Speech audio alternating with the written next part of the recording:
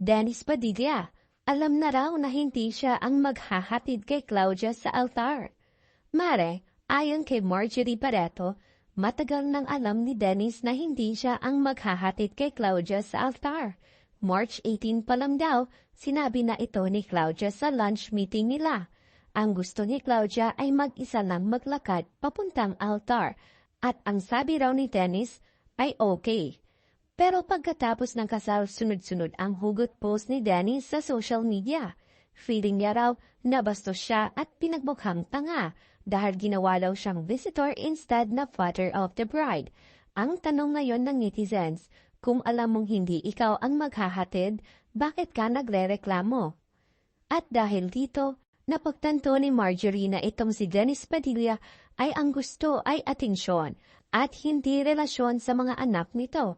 Klaro naman na inimbitahan si Dennis Padilla at nagpaalam pa mismo si Claudia na siya lang maglalakad mag-isa papunta sa aisle. Mga mare, anong masasabi nyo?